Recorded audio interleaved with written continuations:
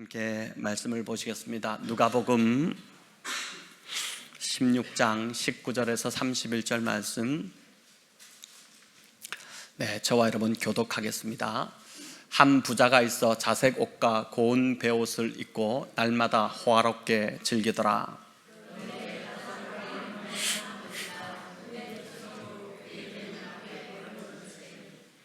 그 부자의 상에서 떨어지는 것으로 배불려 하매 심지어 개들이 와서 그 헌대를 핥더라.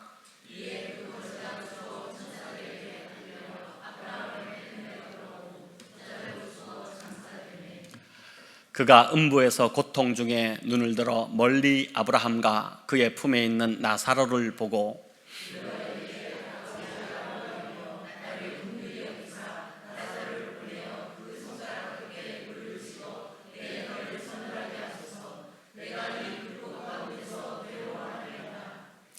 아브라함이 이르되 너는 살았을 때에 좋은 것을 받았고 나사로는 고난을 받았으니 이것을 기억하라. 이제 그는 여기서 위로를 받고 너는 괴로움을 받느니라.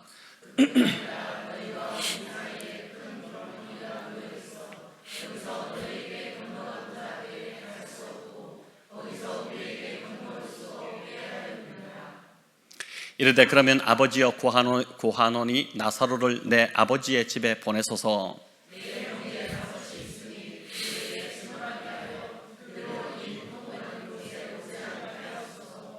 아브라함이 이르되 그들에게 모세와 선지자들이 있으니 그들에게 들을지니라.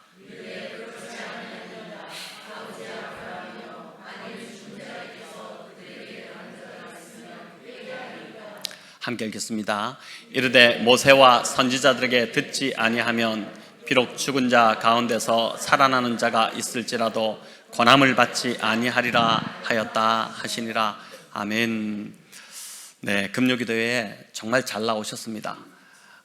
오늘 말씀을 어떤 말씀으로 오늘 이 밤 말씀을 전해드릴까 고민하고 기도하다가 오늘 본문으로 정했습니다. 말씀을 보통 이렇게 정하고 나면 대략 이 본문으로 어떤 설교를 해야겠다 이런 어떤 흐름이 저 같은 경우는 잘 안 나옵니다. 말씀을 계속 묵상하고 연구를 하고 자료를 읽어내다 보면 저도 모르는 이 말씀이 오늘 어떤 결론을 낳을까, 하나님 여기서 뭘 말씀하실까를 저도 말씀을 준비해 봐야지 항상 저 같은 경우는 나오더라고요. 그래서 오늘도 제가 어떤 의도한 무엇이 있는 것이 아니라 그저 정말 열심히 준비하고 하나님의 음성을 들으면서 묵상하는 가운데 주셨던 것을 따라서 원고를 작성하고 또 주신 말씀을 오늘 부자와 나사로 이 제목으로 우리 성도님들과 함께 나누고자 합니다. 아마 이 말씀이 어떤 분들에게는 굉장한 또 진림이 되기도 할 것이고 또 어떤 분들에게는 굉장히 좀 유익이 되고 어쨌든 모두에게 유익이 되는 그런 말씀이 될 줄로 믿고 우리가 말씀을 좀 달게 기쁨으로 잘 받으면 좋겠습니다. 오늘 이 본문은 비유로 봅니다. 어떤 학자에 따라서 이것은 사실이다 이렇게 보기도 하지만 비유로 저는 좀 보는 게 맞겠다 싶은데 이 비유에 극단적으로 대비되는 두 사람이 나옵니다. 한 명은 부자고 다른 한 명은 나사로라 이름하는 거지입니다. 19절은 이 부자를 묘사하면서 여기 보니까 자색 옷과 고운 베옷을 입었다 이렇게 합니다. 당시 자색 옷은 왕족이나 높은 관직에 있는 자들이 입던 옷이었습니다. 아주 지체 높은 양반들이 입을 수 있는 옷이 이 자색 옷이었죠. 또 고운 베옷은 속옷을 말합니다. 당시 사람들이 속옷을 잘 입지 못했는데 속옷까지 다 차려 입었다는 것은 이 부자는 단지 돈이 많았던 것뿐만 아니라 부와 함께 높은 지위를 가지고 있던 자였다고 볼 수 있습니다. 19절에 의하면 부자는 화려한 옷을 입고 호화롭게 즐겼다 이렇게 하죠. 여기 즐기다는 이 단어가 재밌게도 헬라어로 보면은 현재 분사로 되어 있습니다. 이 부자가 잔치를 한두 번 즐기고 만 것이 아니라 날마다 환락의 그 세속적 파티를 열고 즐겼다는 뜻입니다. 그 파티는 이제 보나마나 문란하고 아주 대패적이고 또 쾌락적이었을 것입니다. 부자는 많은 시간과 많은 물질 또 재물 또 여력이 있었지만 그걸 오로지 개인적인 향락과 쾌락을 위해서만 허비했을 뿐 이웃을 돌아보는 일에는 무관심했다는 것을 이 비유 속에서 우리가 읽어낼 수 있습니다. 이 비유 앞에 보면 불의한 청지기 비유가 나옵니다. 성경에서 주님이 말씀하신 비유 중에 가장 난해한 비유 중에 하나로 꼽히는 게 이제 불의한 청지기 비유인데, 주인의 돈을 낭비한 이 청지기는 주인에게서 파면되어 쫓겨날 처지가 되죠. 그때 청지기가 고민하다가 생각해낸 것이 주인에게 빚진 자들을 불러서 그 빚을 탕감해 주는 것이었습니다. 1억을 빌린 자를 불러서 이제 8천을 빌렸다고 장부를 조작했고, 또 5천을 빌린 자를 불러서 여기 5천을 지우고 3천이라 쓰라 이렇게 하면서 장부를 바꾸어 줬습니다. 돈을 갚아야 할 입장에 있던 그 빚진 자들은 이 청지기의 이런 감면이 굉장히 고마웠겠죠. 뭐 천사가 나타났다고 하지 않았겠습니까? 그런데 이 소식이 또 주인의 귀에 또 들어갔습니다. 주인의 돈을 유용한 것을 넘어서, 함부로 주인의 돈을 막 쓴 것을 넘어서 이제는 장부까지 조작했으니 이 청지기는 인생이 끝난 것이죠. 뭐 어찌할 수, 이거 구제받을 수 없는 상황입니다. 반드시 이 주인이 이 청지기를 감옥에 집어 넣을 것입니다. 그런데 놀랍게도 이 비유의 스토리는 이 주인이 자신의 청지기를 칭찬을 하죠. 이를 지혜롭게 했다. 굉장히 그 지혜를 탄복하고 칭찬을 합니다. 왜 주인은 자신의 재산에 큰 손해를 입혔던 이 청지기를 칭찬했을까요? 오늘 이 본문의 비유 속에 나오는 부자와 연결해 보면 쉽게 이해할 수 있습니다.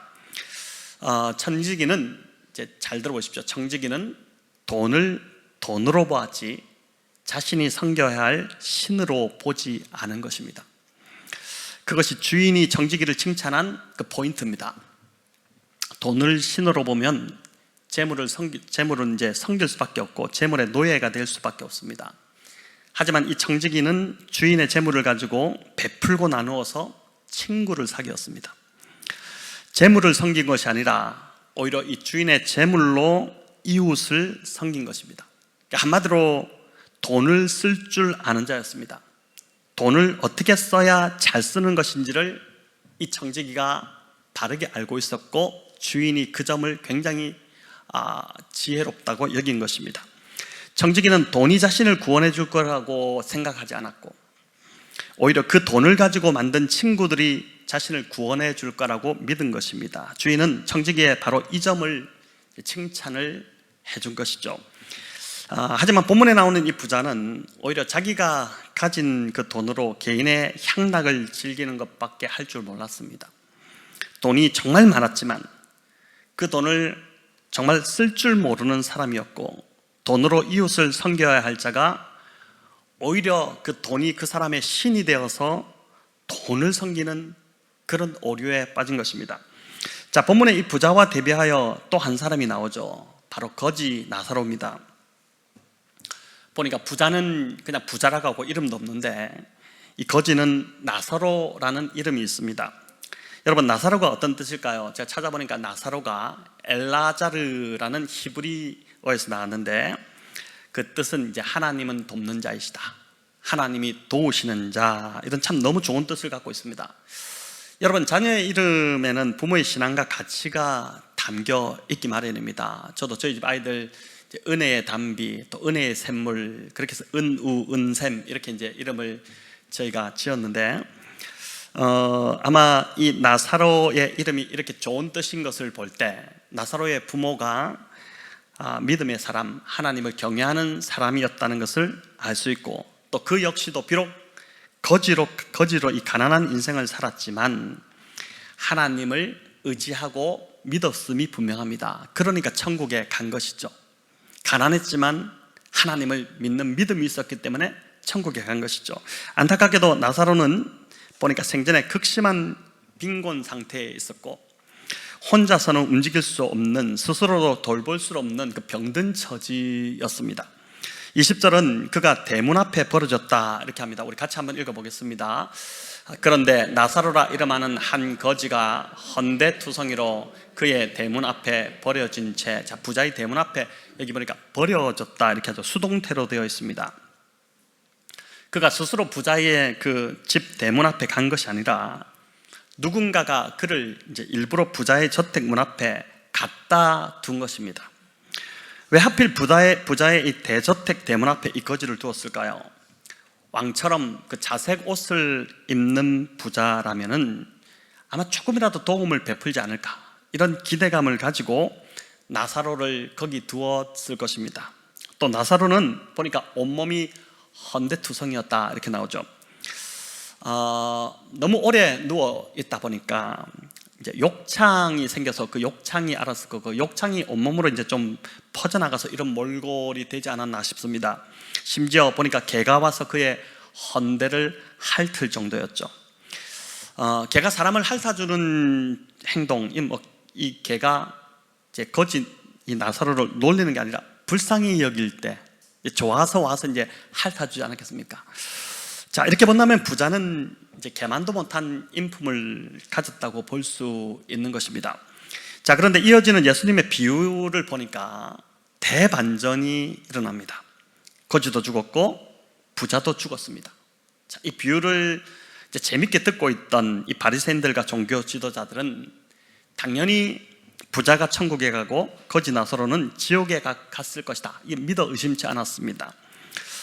왜냐하면 나사로가 평생 그런 고통을 당하며 가난하게 살은 이유가 당시 이 바리새인들의 관점에 의하면 하나님께 저주를 받았기 때문에 그렇다고 본 것입니다. 반면 부자는 하나님의 큰 축복을 받은 자라고 생각했습니다. 당시 부는 의인이 받는 복이라고 보았기 때문입니다. 자, 그런데 이런 바리새인들의 가치와 달리, 그들의 기대와 달리 이 둘은 죽은 후 완전히 반전이 일어난 것입니다. 22절에 거지는 죽어 천사들에게 받들려 즉시 아브라함의 품에 안겼고 부자는 음부, 즉 지옥에 떨어졌다. 헬라어로 보니까 하데스라고 하는데 이제 그 지옥에 떨어진 것이죠. 자, 그럼 나사로가 안긴 아브라함의 품이 천국인지 여러분 이게 어떻게 알 수 있을까요? 아브라함의 품에 안겼다, 천국에 갔다, 이런 소리는 비유였고 그저 아브라함의 품에 안겼다 이렇게 했는데 그게 천국인지 어떻게 알 수 있을까요? 마태복음 8장 11절에 그 힌트가 있습니다. 같이 읽어볼까요?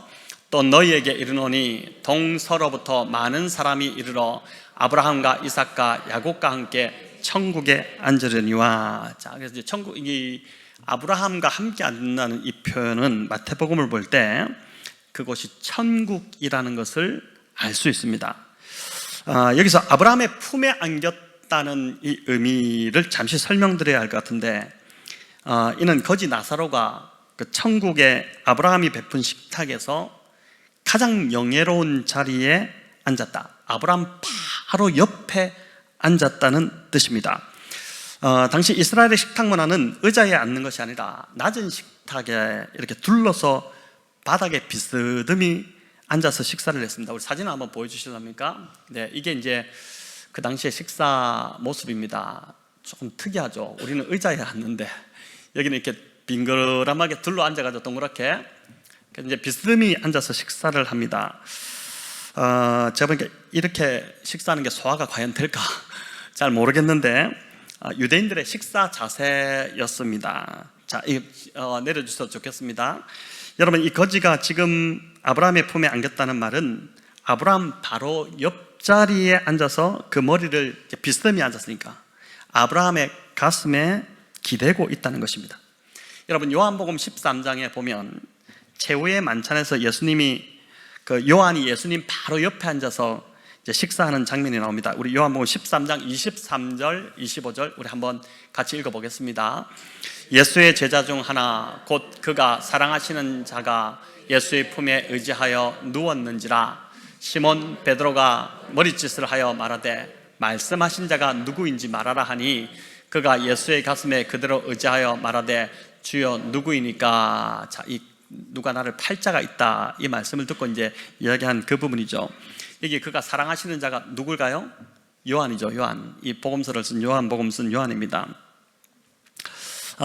예수의 품에 요한이 의지하여 누웠다는 말은 누웠다, 발라당 들어 누웠다는 그 말이 아니라 지금 이제 식사 자리이기 때문에, 최후의 만찬 자리잖아요. 저녁을 먹는 자리이기 때문에 아까 그림에서 보았듯이 옆으로 비스듬히 누워서 발을 이렇게 편 채로 식사하는 자리에 앉았다는 것입니다. 그러니 예수님 옆에 있는 이 요한은 그 머리가 예수님 가슴에 이제 기댈 수 있는, 참 이게 자연스럽게 그냥 그렇게 되는, 그게 이제 요한이 예수님 품에 의지했다는 말인데, 거지 나사로 역시도 아브라함 품, 즉 바로 옆에서, 바로 옆자리에서 영예롭게 그 아브라함의 식탁에 앉아 있다, 이런 뜻입니다.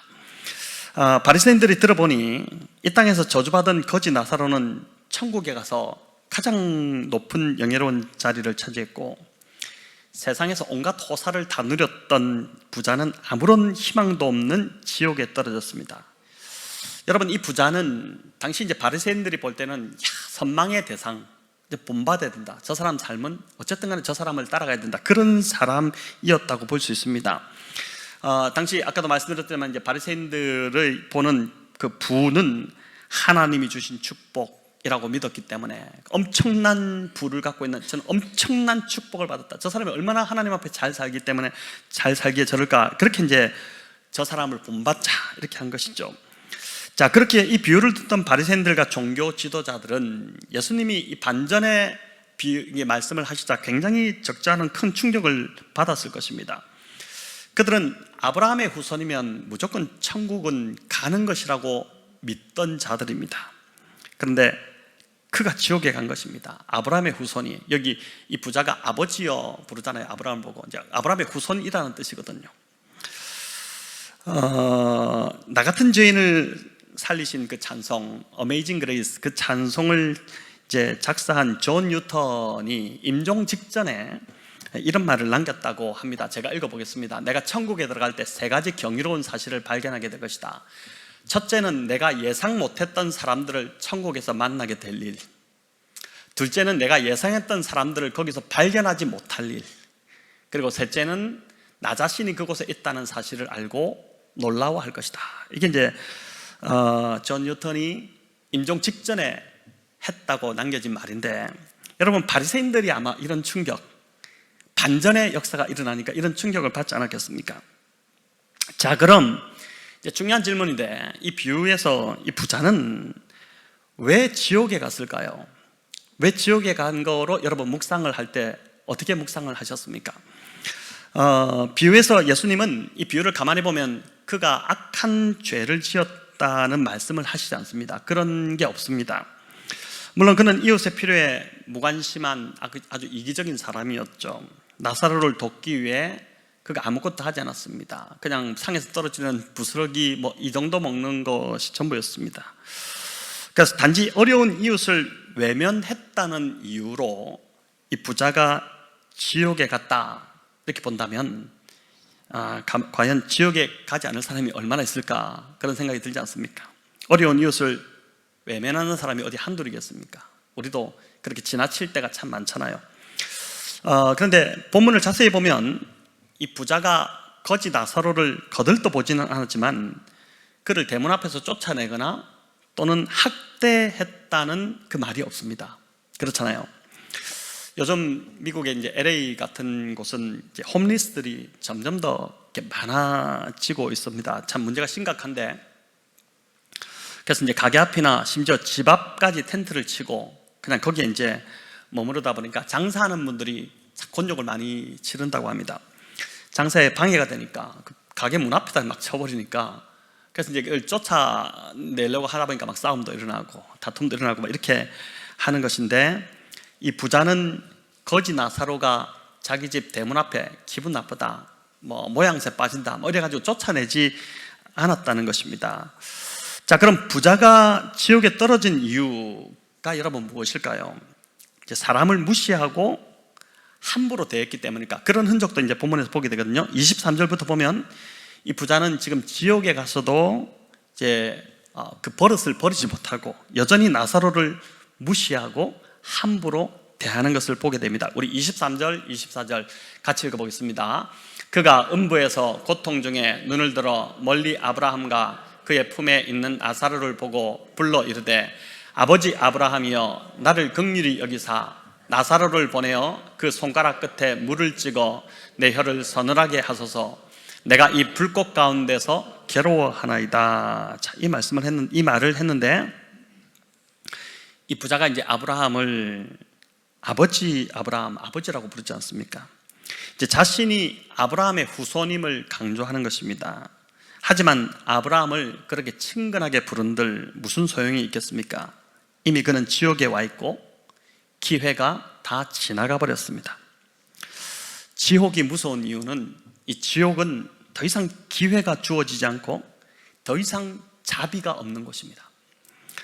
이 비유가 바리새인들에게 굉장히 충격이었던 이유는 바리새인들은 혈통적으로 아브라함의 후손이면 자동으로 천국에 간다고 믿었던, 그걸 철석같이 믿었던 자들입니다. 그런데 지옥에 와보니 이 부자가 아브라함의 후손인데 지옥에 와보니 아브라함의 혈통이라고 해서 다 천국에 갈 수 없다는 것을 뒤늦게 깨달아 버린 것이죠. 여러분, 늦어도 너무 늦게 깨달아 버렸지 않습니까?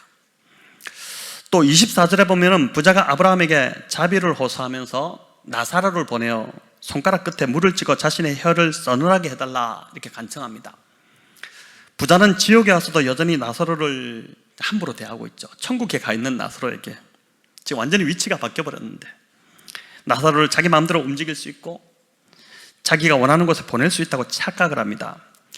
자, 여러분, 이 부자를 보면서 하나 이제 생각되는 것은 지옥에 있는 사람은 더 이상 나아지지 않는다는 것입니다.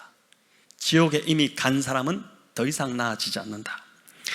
그래서 다시 말하면 지옥은 사람들을 교정하거나 변화시키는 그런 장소가 아닙니다. 지옥은 오로지 형벌을 받는 장소입니다.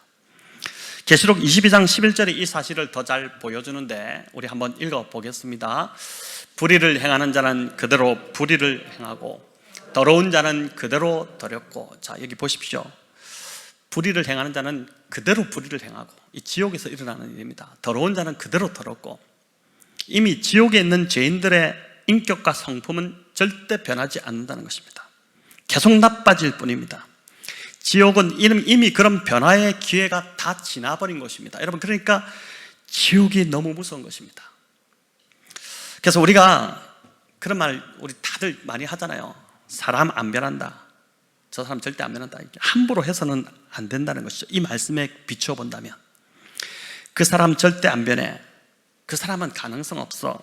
여러분, 이 말은 지옥에 있는 사람에게나 해당되는 말입니다. 무슨 말인지 아시겠습니까? 그 사람이 이미 지옥에 갔다는 뜻입니다. 그런 말을 그 사람에게 한다는 것은 이미 지옥에 갔다는 뜻이에요. 사람 안 변하는 것은 지옥에나 그런 것입니다. 여러분, 이는 또한 주님의 능력을 믿지 못하는 불신의 말입니다. 그가 아직 지옥에 떨어지지 않았다면 아직 변화의 기회가 있다. 지옥은 기회가 없는 것이지만 아직 지옥에 떨어지지 않았다면 그는 변화의 기회가 있고 변할 수 있다는 것입니다. 여러분, 이런 기회가 저와 여러분에게, 또 내가 하는 어떤 변해야 될 사람에게 그 기회가 있다는 것이 얼마나 감사합니까? 그래서 저와 여러분, 사람을 바라볼 때 우리가 이제 오늘 이 말씀을 들었다면은 절대 그 사람을 부정적으로 말하면 안 되고 가능성의 언어, 긍정의 언어, 또 믿음의 언어를 계속해서 그 사람을 향해서 선포하시기를 축원합니다. 절대 여러분 부정적으로 말하지 마시고, 저도 참 이 말씀 준비하면 회개가 막 되는데, 그래서 이제 정말 그 부정적인 그 상태는 지옥에 있는 사람에게 해당되는 것이고, 지금은 변할 수 있기 때문에 여러분 긍정적인 언어로 사람을 말해주시고 축복하시고 선언하고 우리가 선포하는 대로 변화될 줄을 믿고 그렇게 믿음의 언어를 사용하시기를 바랍니다.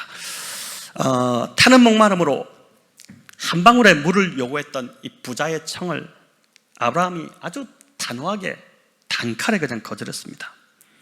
왜 거절했냐? 여기 보니까 천국과 지옥 사이에 큰 구렁텅이가 놓여 있어서 서로가 건너갈 수 없기 때문에 불가능하다는 것입니다. 자, 이 말은 한 번 지옥에 떨어지면 바꿀 수 없다는 것이죠.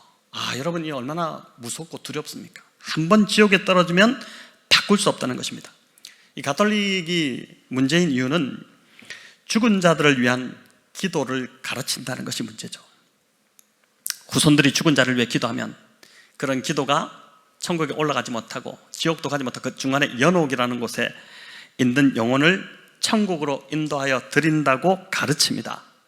성경과는 완전히 배치되는 가르침이죠. 성경의 가르침은 이 비유가 보여주듯이 죽음에는 천국 아니면 지옥입니다. 그리고 다시는 구원의 기회가 없습니다. 후손들이 기도한다고 뭐가 뒤바뀌지 않습니다.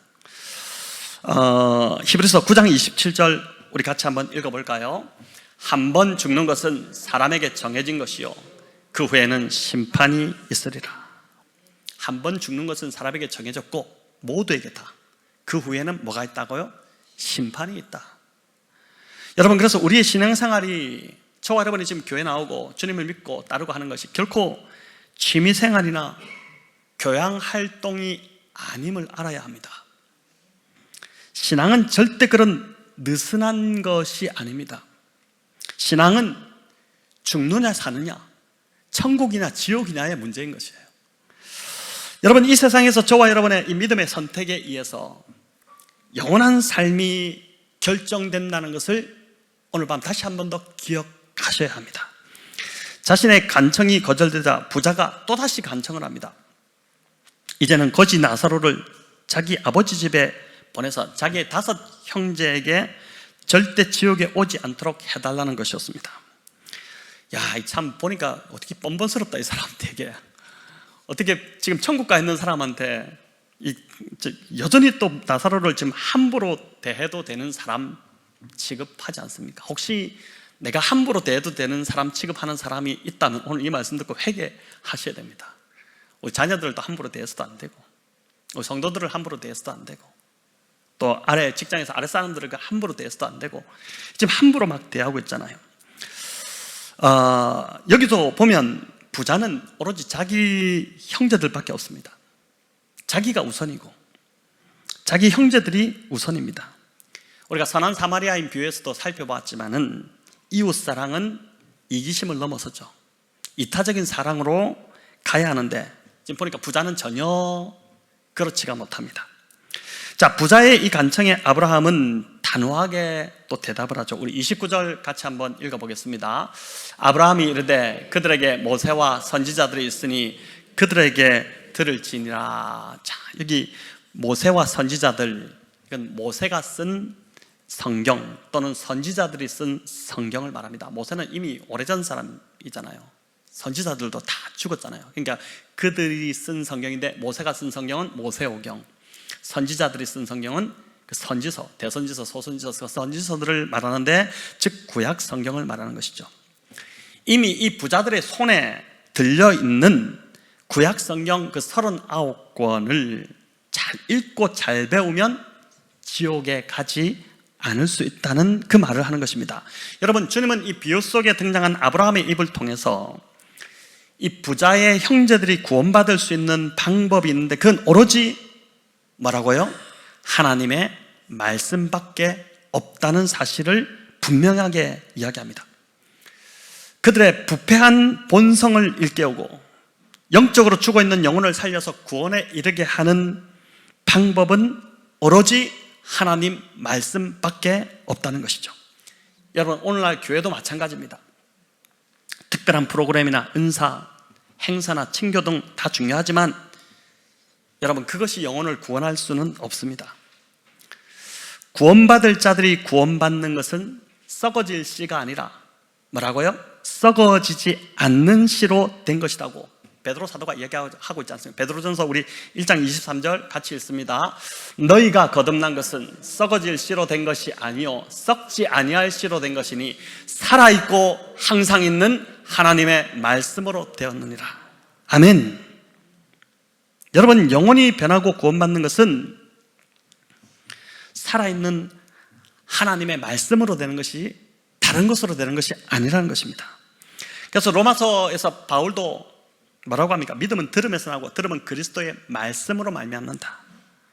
믿음 또한 그리스도의 말씀으로 밖에는 나지 않는다, 이 말씀을 하고 있지 않습니까? 여러분, 이것을 부인하고 믿지 않으면, 이것을 가볍게 여기면 그 사람은 구원받을 수 없다는 것을 지금 주님이 이 비유를 통해서, 아브라함의 입을 통해서 지금 이야기하고 있는 것이죠. 자, 그런데 30절에서 놀랍게도 부자가 아브라함의 말에 그렇지 않다라고 반박을 합니다. 우리 같이 읽어보겠습니다. 이르되 그렇지 아니하냐이다. 아버지 아브라함이여, 만일 죽은 자에게서 그들에게 가는 자가 있으면 회개하리다. 자, 반박을 하는 것이죠.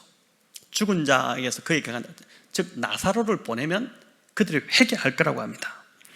여러분, 이 부자의 대답 속에서 그가 갖고 있는 그 가치가, 생각이, 지금 그 신념이 말로 나온 거잖아요. 그 이 대답 속에서 그가 지옥에 떨어질 수밖에 없었던 이유가 이제 여실히 드러나고 있습니다.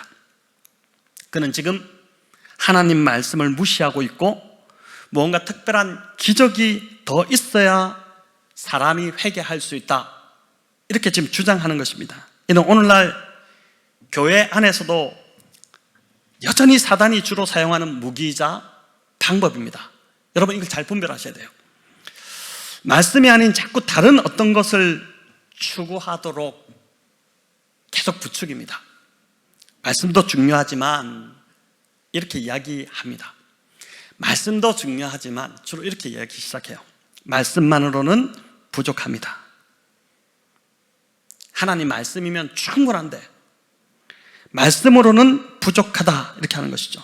여러분, 사단이 성도들에게 잘못된 것을 심어서 가장 중요한 하나님의 말씀을 오히려 공격하게 만들어버리는 일들이 여전히 오늘날도 교회 안에서 일어나고 있다는 것입니다. 잘 분별하셔야 됩니다. 말씀도 중요하지만 교회가 말씀만 있어서는 안 되고, 구제도 중요하고, 친교도 중요하고, 은사도, 치유도 중요하고, 전도도 강조해야 한다, 이렇게 이야기합니다. 어떻게 매번 예배만 중요하고 예배만 강조할 수 있느냐라고 합니다. 보통 이런 걸 강조하는 분들을 보면 자신이 그런 사역으로 은혜를 받았기 때문에 그럴 경우가 많습니다. 전도를 통해서 은혜를 받은 분들은 전도가 중요하다고 하고, 또 은사와 기도를 통해서 고침받고 치유받은 자들은 그 경험이 있기 때문에 신앙에 있어서 그 일이 가장 중요하다, 이렇게 주장합니다. 또 친교를 통해서 교회에 정착하신 분들은 친교가 없으니까 신앙이 안 자란다, 이런 이야기를 합니다. 신앙이 안 자라는 이유가 좀 친교하고 잘 끌어주고 이래야지 신앙이 자라는데, 이런 것이 없어서 내가 신앙이 자라지 않는다고 이야기합니다. 여러분, 하지만 중요한 건 자신이 경험한 신앙 체험이 아니라 하나님 말씀이 중요한 것이죠. 체험이 진리가 될 때 어떻게 됩니까? 신앙이 굉장히 위험해지기 시작하죠. 오직 하나님의 말씀만이 진리며 말씀만이 사람을 구원하고 변화시키는 능력이 된다는 것입니다. 그러니까 전도, 치유, 구제, 친교, 이 모든 것들 하지 말자, 제가 그 이야기를 하는 것이 아니라, 이 모든 것이 교회 안에서 다 중요하지만 이걸 너무 강조하다가 하나님의 말씀을 약화시킨다면 그럼 분별해야 되고 경계해야 된다는 것이죠.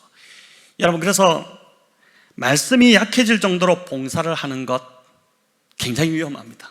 봉사를 쉬어야 돼요. 봉사를 쉬어야 됩니다.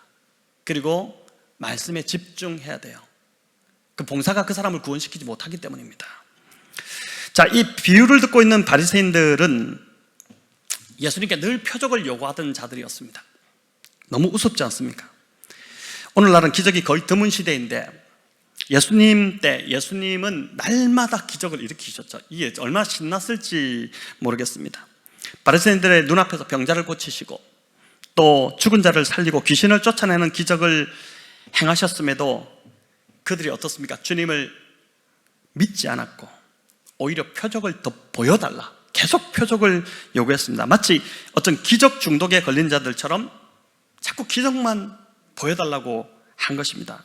왜 그럴까요? 예수님에 대한 선입견이 있다 보니까 말씀이 들어오지 않은 것입니다. 그 말씀이 그냥 그들 안에 심겨졌으면, 말씀이 들어와 마음밭에 심겨져야지 진짜 변화가 일어나는데, 세리와 죄인들은 주님의 말씀을 듣고 회개하고 구원받고 받는 일들이 막 일어나는데 이 바리새인들은 여전히 변화되지 않았던 것입니다. 복음서와 사도행전만을 보더라도 인간은 기적을 보고 회개하지 않았습니다. 예수님이 날마다 기적을 행하셨지만 바리새인들 그거 보고 회개하지 않았죠. 예수님의 말씀을 그들이 철저하게 거부했기 때문입니다. 말씀을 거부했죠. 반면에 베드로가 전하는 말씀을 듣고 무리들은 마음에 찔려서 어찌할꼬 이렇게 하면서 회개하기 시작했고, 또 세례 요한이 전한 말씀을 듣고 마음에 찔려서 막 회개하고 세례받는 일들이 일어나기 시작했습니다. 이 모두가 다 말씀을 들을 때 일어났던 변화입니다.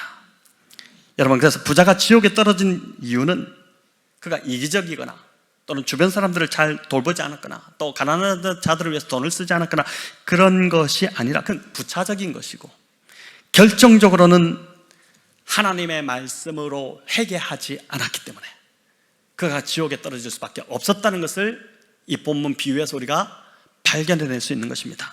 30절에서 그는 죽은 자가 살아나는 기적을 보면 형제들이 회개할 것이다. 지금 부자가 그 말을 하고 있잖아요.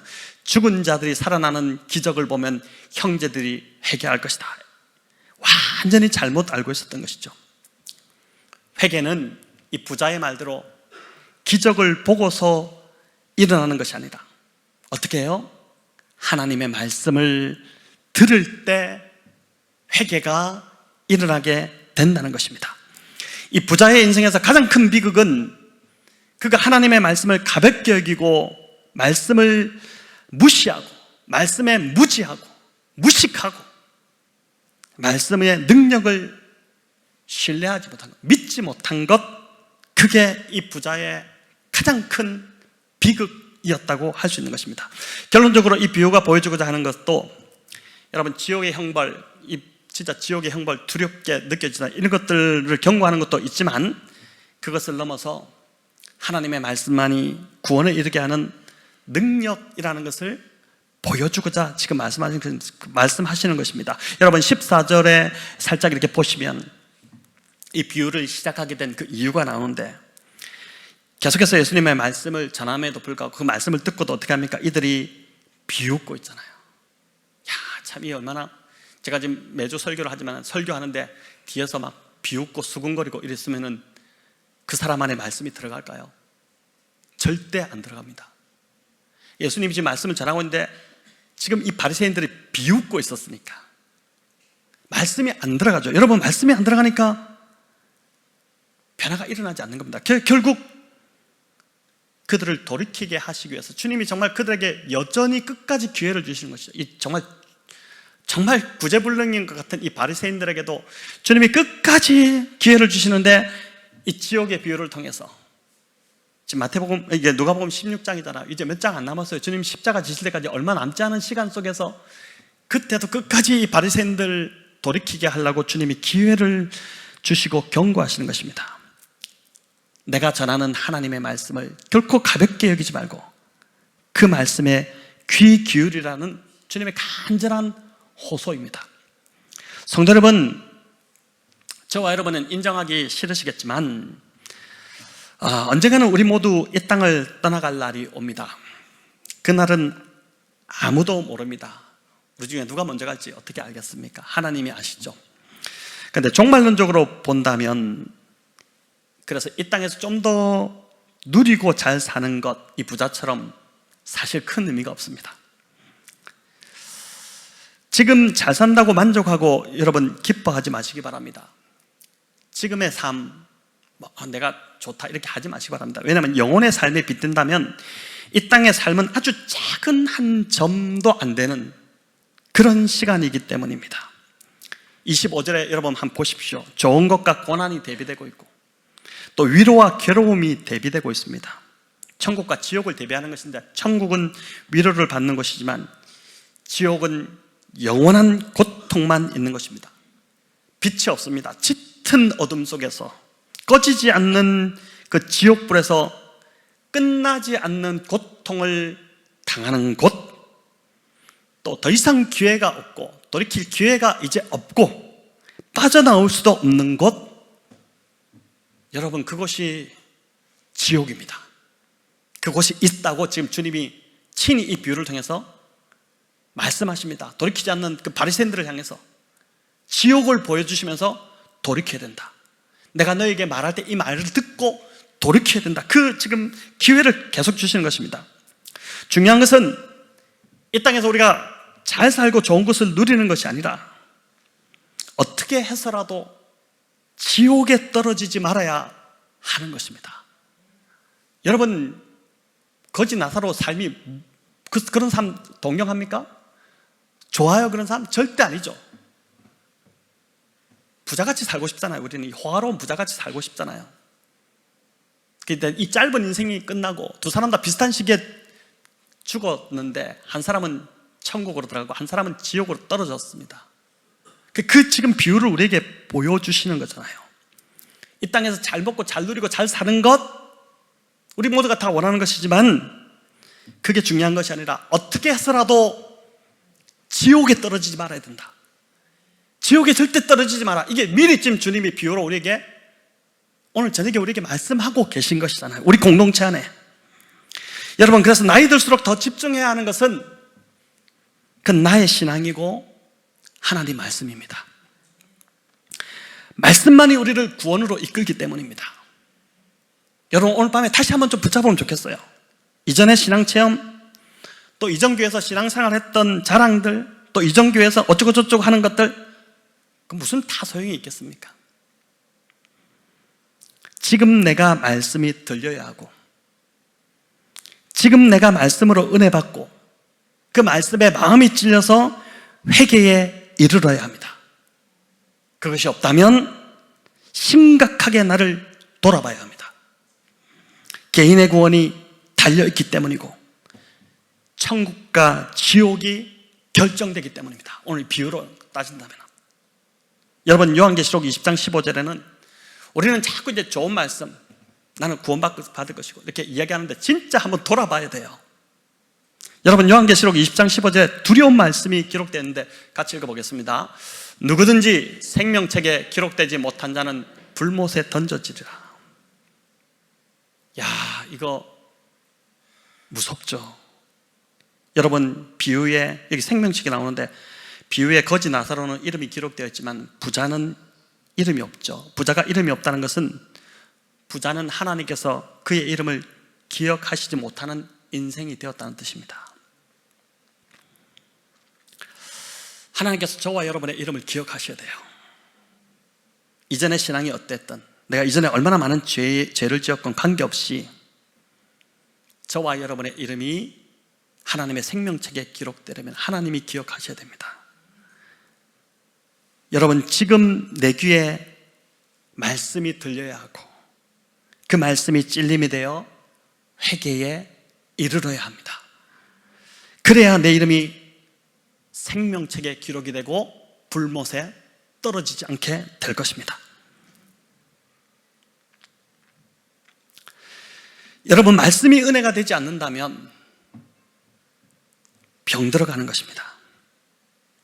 그런 분이 계시다면 주저하지 말고 저를 찾아오시기 바랍니다. 제가 존재하는 이유가, 제가 이곳에 존재하는 이유가 다른 것 아니에요. 그것 때문에 존재하는 것입니다. 원인을 찾고 해결해야 됩니다. 저는 몰라요. 앉아 계시면서 정말 설교를 잘 듣는 표정으로 앉아 계시거든요, 다들. 저는 잘 몰라요. 그러나 나는 알지 않습니까? 자신은 아시잖아요. 나도 모르게 교만해졌을 수도 있고 첫사랑이 식었을 수도 있고 또 설교자가 마음에 들지 않을 수도 있습니다. 주님이 뭐라고 하셨습니까? 나로 인해 실족하지 않는 자가 복되다. 세례요한의 제자들이 찾았을 때 그 말씀하셨죠. 나로 인해 실족하지 않는 자가 복되다. 제가 보니까 말씀의 통로인 설교자도 마찬가지입니다. 설교자 때문에 말씀이 막힌다면 그건 저도 굉장히 심히 두려운 일이고, 그렇게 말씀이 막히는 그 사람도 인생이 불행해집니다. 영적으로 피폐해지고 메말라가고 병들어가기 때문에 그런 것이죠. 그래서 원인이 무엇이든 원인을 찾아야 하고 해결해야지만이 말씀이 들리고 내가 살 수 있습니다. 우리 성도님들 저희 교회 처음 오실 때 저하고 다 한가족 교육도 하고 또 저하고 다 이렇게 등록신방을 통해서 다 이렇게 하고 오셨잖아요. 그 말이 거짓말이 아니었다면 대부분 저한테 하신 이야기는 말씀을 듣고 왔습니다. 그 말씀 하셨어요. 말씀 속에서 생명을 찾게 되고 말씀 속에서 은혜를 받았고 그 말씀을 들으면서 울었고 말씀을 들으면서 내가 회복되고 그래서 왔다고 하셨어요. 근데 지금 이 말씀이 들리지 않는다면 여러분 선택하셔야 됩니다. 정말 찾아내야 돼요. 내가 뭐가 문제가 있는지. 왜냐하면 하나님께서 저와 우리 교육자들을 말씀의 통로로 세우셨잖아요. 저도 그렇고 더 좀 회개하게 되고 하나님 앞에서 정말 두려운 마음으로 서게 되고 정말 보통 두려운 게 아닙니다. 어떨 때는 그 두려움이 너무 강하게 몰려옵니다.